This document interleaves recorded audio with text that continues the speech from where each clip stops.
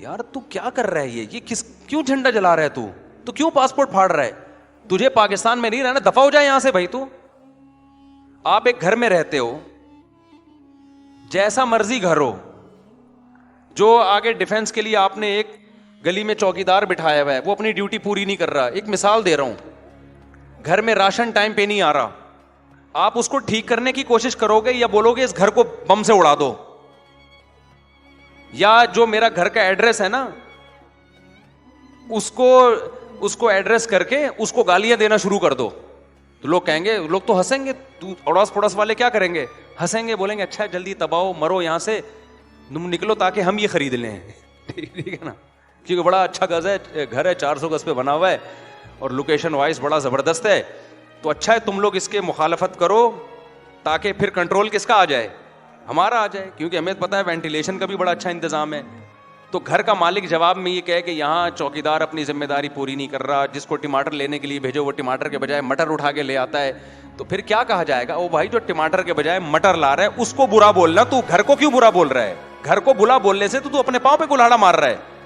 और ये पता है कौन नीच किस्म के पाकिस्तानी, जो यूरोप अमेरिका जाके ना, जैसे गरीब के पास नया नया पैसा आ जाए ना तो अपनी औकात भूल जाता है। ऐसे कुछ पाकिस्तानी ऐसे हैं, नया नया अमेरिका जाते हैं, यूके जाते हैं, अपनी औकात भूल के ना पाकिस्तान को गालियां देना शुरू कर देते हैं। वो पाकिस्तान तो ऐसा है, पाकिस्तान तो, हालांकि वहां जो उनकी तबीयत से बेइज्जती हो रही होती है ना, वो नहीं बताएंगे वो। मैंने ऐसे बड़े गैर मुल्की देखे जिनको वहां 2 टके की इज्जत नहीं है और पाकिस्तान को गालियां दे रहे होते हैं, जबकि यहां गरेबान खोल के दादा बदमाश बन के घूम रहे होते हैं। यहां पे अपने मुल्क में इंसान की जो इज्जत होती है, दूसरा कंट्री कभी भी आपको वो इज्जत नहीं, आपको नेशनैलिटी मिल जाए फिर भी नहीं देते वो इज्जत। वो 2 नंबर समझते हैं आपको। अबे बाहर से आए, रंग से पता चल रहा है देसी है, चाहे पासपोर्ट आपके पास वहां का भी क्यों ना हो, इल्ला ये कि आपको बहुत ही क्वालिफाइड हो, बहुत हाई लेवल के डॉक्टर हो या बहुत हाई लेवल के साइंटिस्ट हो। और जो इतने हाई लेवल के होते हैं वो इस तरह की नीच बातें कर भी नहीं रहे होते। ये सारे छिछोरे यहाँ के ना, कोई कराची से भागा हुआ है, कोई लाहौर से भागा हुआ है, वो जाके कोई पासपोर्ट फाड़ रहा है, कोई पाकिस्तान का झंडा जला रहा है। तो ये चीजें देख के आदमी टेंशन होती है भाई। और टेंशन इन बेगैरतों को देख के नहीं होती, उन बेगैरतों को देख के होती जो कमेंट्स में इनको प्रोमोट कर रहे होते हैं। वाह भाई बिल्कुल सही किया तुमने, बिल्कुल सही किया, ये मुल्क ही ऐसा है, तो दफा हो जाओ ना इस मुल्क से यार, तुम तो क्यों ठहरे हो यहां पे? और तुम दफा होते हो तो तुम्हें निजात मिल गई ना, अब जाओ तुम ऐश करो वहां जाके, गालियां क्यों दे रहे हो?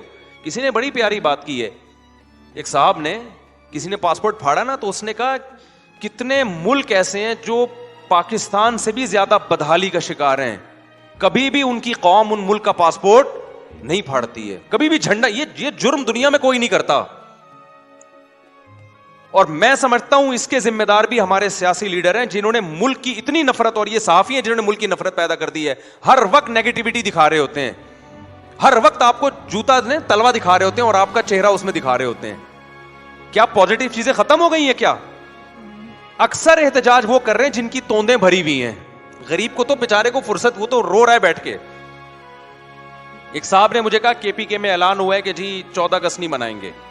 मैंने कहा क्यों भाई? कह रहे वो जो धमाका हुआ ना बाजोड़ में, फिर सियासी तंजीम का भी कहा, उसने भी ऐलान किया हम नहीं बनाएंगे। मैंने कहा जिन लोगों को की शहादतें हुई ना, जिनको गम पहुंचा, उनका गम समझ में आता है। वो अगर किसी बेस पे कह रहे हमने इस दफा नहीं मनाना, बाज लोग ईद से एक दिन पहले मैयत हो गई तो वो कहते हैं हम ईद नहीं मनाएंगे। शर्म तो जायज नहीं है ये, लेकिन ये कि उसकी तो कोई लॉजिक बनती है ना, उसकी कोई लॉजिक बनती है कि लाशें इतनी, उन बेचारों का जो धमाके में हाल क्या हुआ है, कैसे बाप और भाइयों के टुकड़े पड़े हुए हैं। लेकिन तो सियासी तंजीम किस बेस पे कह रही है कि 14 अगस्त नहीं मनाना? तुम तो सियासत इस मुल्क में कर रहे हो और तुम मुल्क से नफरत का इजहार किस बेस पे कर रहे हो? तुम तो इसी मुल्क को तो तुमने कैश कराया है, इसी मुल्क की तामीर और तरक्की और हुब्बुल वतनी के नाम पे तुम वोट मांग रहे हो, और आज तुम कह रहे हो हम 14 अगस्त, इसका मतलब तुम शख्सियतों पे मुल्क को कुर्बान कर रहे हो, मुल्क पे शख्सियतों को कुर्बान नहीं कर रहे हो। हम मानते हैं जिन शख्सियतों को बुरा कहा जाता है बहुत सी बुरी नहीं होती, जिन शख्सियतों को अच्छा कहा जाता है वो बहुत सी अच्छी नहीं होती। हम ये एक हकीकत मानते हैं, इसमें बहुत कुछ होता है, एस्टेब्लिशमेंट के भी दखल होते हैं, सियासी लीडरों का भी होता है, मीडिया का भी होता है। भाई किसी भी शख्सियत से अकीदत मोहब्बत इतनी नहीं कि रियासत को उस पर हम दाव पे लगा दें। सबसे पहले क्या है? रियासत है, अपना घर है। दुनिया में कोई मुल्क मैंने नहीं देखा जो जिसकी लोग अपने मुल्क से नफरत करते हो। ऐसा जहर यहां पर घोल के डाल दिया है। बास सहाफी भी ये काम कर रहे हैं, बहुत बहुत से लोग मुतहर्रिक हैं, और हमारी बेवकूफ अवाम ये नहीं देख रही कि आप जब कंट्री से नफरत करोगे तो नुकसान किसका है? तुम क्या तरक्की करोगे? इसमें 2% की तुम्हारी दुनिया में औकात नहीं रहेगी।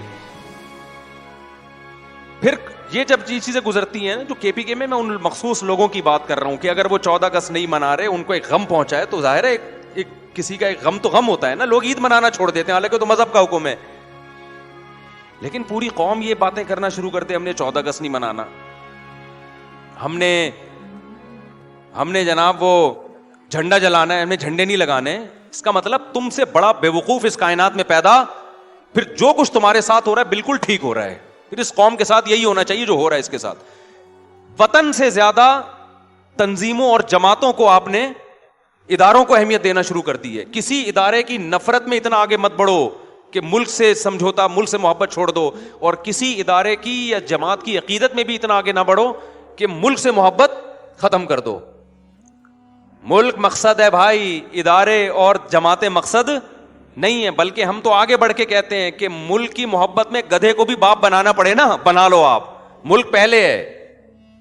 हमने ये बड़ा जुमला बचपन में सुना, एक साहब का बड़ा फड्डा चल रहा था किसी से, मैंने कहा ये तो आप, इसका आपसे इतना बड़ा फड्डा चल रहा है और फिर भी आप इससे दोस्ती का हाथ बढ़ा रहे हैं। कह रहे हैं यार मजबूरी में गधे को भी बाप बनाना पड़े तो क्या होता है, मना, क्योंकि महल्ले का दादा है, मैं दुश्मनी करूंगा, जो थोड़ा बहुत मैं हूं ना वो भी उससे भी जाऊंगा।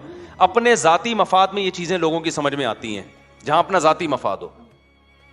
कितने जालिम लोग आते हैं, महल्ले के दादे होते हैं, बदमाश होते हैं, लोग कहते हैं जी इनके खिलाफ बयान मत करें, और कर भी नहीं रहे होते, उनको पता है कि बयान किया उड़ जाए, बड़े तमीज से यस्सर यस्सर कर रहे होते हैं। वो एक दौर था ना, बड़ी महल्ले में बड़े बड़े दादाओं की हुकूमत रही है, कराची में भी, पंजाब में भी, और सारे उनके जब जा रहे हैं झुक झुक के मिल रहे हैं, तो उनसे पूछो तो कहते हैं यार मजबूरी में गधे को क्या बनाना पड़ता है बाप, ये मजबूरी आपकी जाती है, यहां रियासत की मजबूरी है, मुल्क तबाह हो रहा है भाई, सबका नुकसान होगा इसमें, गैरों के हाथ में चला जाएगा।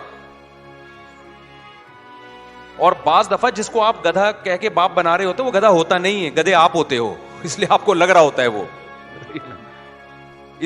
इतना कुछ मैं किसी की फेवर में बयान नहीं कर रहा, ना मैं किसी के नेगेटिव में बयान कर रहा हूं। मेरे बयान को किसी जमात के फेवर में या नेगेटिव ना लेके जाएं, मैं एक उसूल और जाब्ता बयान कर रहा हूं। भाई कंट्री क्या है, पहले कंट्री से मोहब्बत, ये हमारे मजहब का हुक्म है। आप कह सकते हो इस्लाम में कंट्री नहीं है, इस्लाम में खिलाफत है, लेकिन वो सिमट सिमट के जब टुकड़ों में तकसीम हो गई है, तो अब जितने टुकड़े बच गए हैं उनको तो बचाना है ना। तो ये भी तो इस्लाम का हुक्म है भाई। सऊदी अरब भी एक रियासत बन चुकी है, और बहुत सारे कंट्री हैं, तुर्की एक रियासत है, पाकिस्तान एक रियासत है। अब आप इनको तबाह करना शुरू कर दो तो इससे एक थोड़ी हो जाएंगे, इससे जो जितने हैं वो भी। तो हम कहते हैं भाई सऊदी अरब की भी हिफाजत की जाए, तुर्की की भी हिफाजत की जाए, और पाकिस्तान की भी हिफाजत की जाए। कोई भी चीज जो सऊदी अरब को तबाही की तरफ लेके जाए उसके भी हम खिलाफ हैं, चाहे वहां के बादशाह जालिम हो या आदिल हो, इससे हमें बहस नहीं है। सऊदी अरब में बादशाहत आदिल बादशाह है या जालिम बादशाह है, हमने बादशाह को थोड़ी देखना है भाई, हमने किसको देखना है, रियासत को देखना है। इस पे बहस करके क्या करना है कि बादशाह सलामत जालिम है या आदिल है, ये दूसरे दर्जे की बहस है। लेकिन रियासत पे समझौता नहीं किया जा सकता।